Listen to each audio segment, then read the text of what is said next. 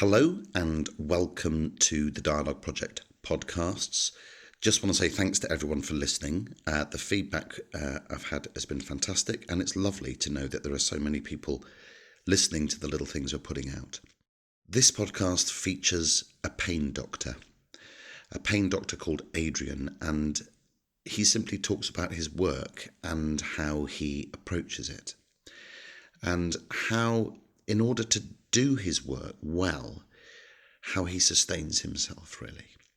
And there's a particular passage in the edit when he talks about a patient who's had breast surgery, and above and beyond his descriptive powers, and the reason I want to share this edit with you is just the sheer tenderness, really, and the care that you can hear in his voice.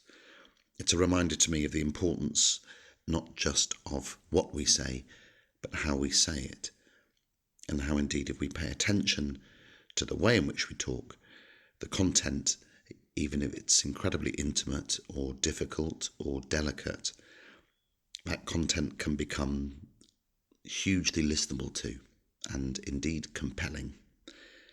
So here's to care and intimacy and empathy in our conversations. This edit is called You Don't Talk. What you're about to listen to is an edit created by the Dialogue Project, with the full permission of everyone involved in the conversation. If you can hear my voice clearly, the volume will be about right for you. Thank you for listening.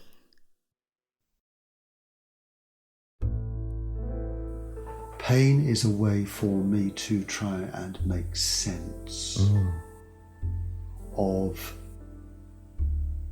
an experience that is apparently not clear for the person it's happening to.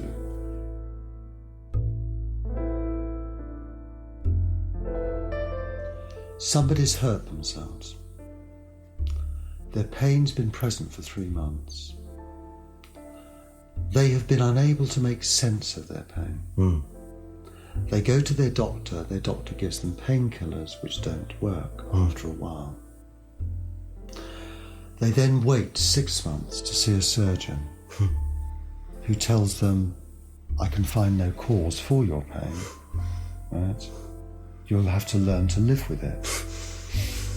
It's very painful to even hear. Yeah. It is in human nature to want to understand, isn't it? Most of the time. Yeah. But as I'm saying that, I'm wondering if that's true. Actually, when things are pleasurable, quite often we don't need to understand them, but perhaps when things are uncomfortable, we do want to understand them. Well, actually, it's to do with time. How so? Pleasure's short-lived. Let's take orgasm. Yeah, okay. Orgasm is measured in minutes. There may be many minutes. Yeah. Right? There may be many minutes of pleasure. Yeah. Right? But still, it's minutes. Yeah. You know, it might be 2 minutes, it might be 30 seconds, it might be 50 minutes, whatever. There's a very rare condition which seems to only affect women. Right? There aren't any male cases known of it, of women who are able to spontaneously orgasm repeatedly throughout the day. It is a source of great concern to them. In some cases, it's because they actually have a tumour in a particular area of the brain. Oh my God. Where it's being, okay, so it's nothing to do with them being triggered where they would normally be triggered to have an orgasm. No, they're doing the hoovering, they have an orgasm. Yes. They're on the train, they have an orgasm. Oh my God. All right. So you see, can you see why I say pleasure? Yeah, okay. So anything that goes on for a period of time. Yeah, okay. And also anything that intrudes into your life. Yeah. Pleasure's controlled. Yeah.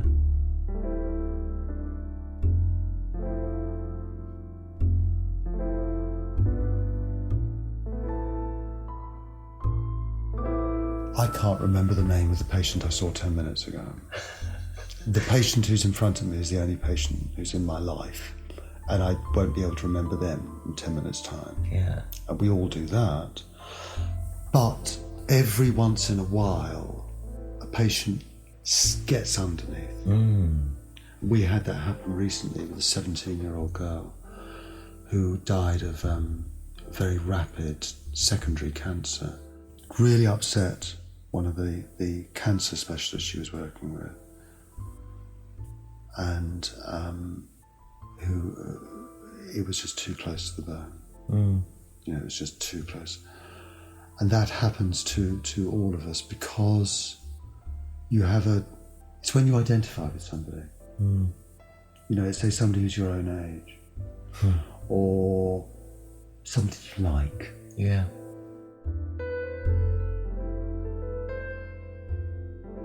I went in early today to see a patient at lunchtime.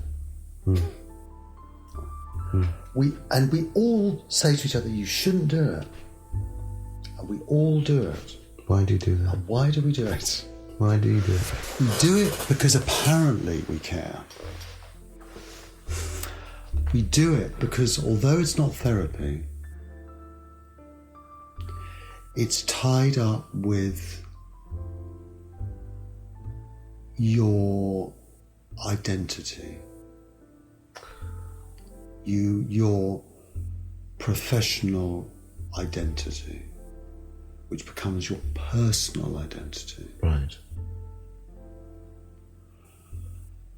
How is it tied up with your personal identity? Because you get validation. Uh-huh. You may not be good at it, you may not get people better, but you're validated by it.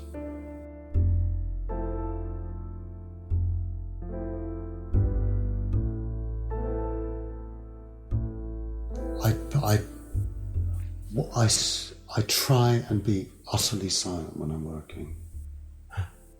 Really? But that's after I've been through all of the talking to the patient, helping them to make sense and explaining exactly what I'm going to do. Can I give you an example? I'd love you to. Yeah. What are we doing with time? Come on, Okay, all right. Somebody's had breast cancer. Yeah. They've had their breast removed. They've had cancer. The wounds got infected afterwards. They've had all of the lymph nodes in their armpit taken out. They've got lymphedema. They've been put onto tamoxifen. They've gone into the early menopause. Their whole body image has changed. They're feeling shitty. They're scared. And they've got pain. And I have to examine them and find out what the pain is. Which means me examining their breast, or what's left of it.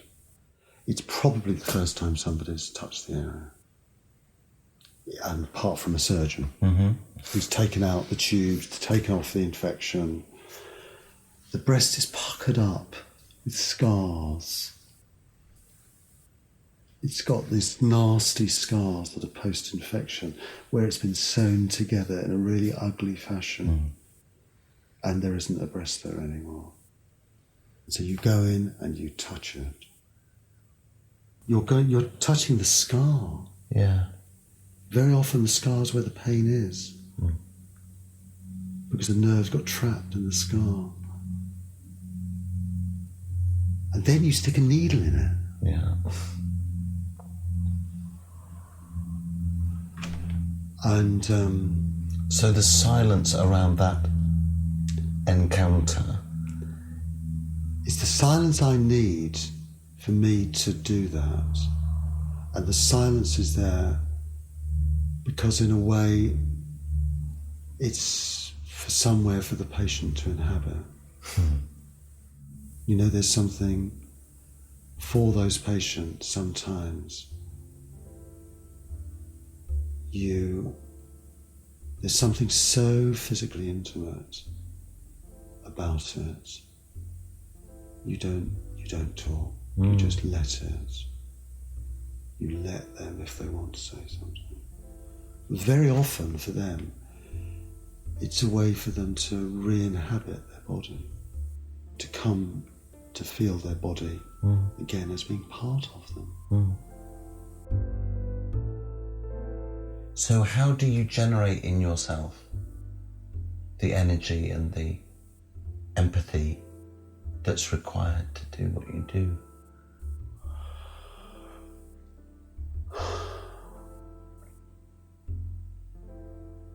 Is that a hard question I've asked you? Yeah, because it's one I've never asked myself.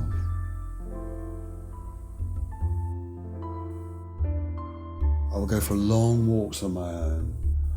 I will chop trees down. I will do indigo dyeing with my wife. Okay. I do all of those things. Silence. I might spend an entire day standing in the garden doing some repetitive acts like indigo dyeing. Yeah. And just looking at the birds and looking at the trees. Yeah. Silence. That's where I go to.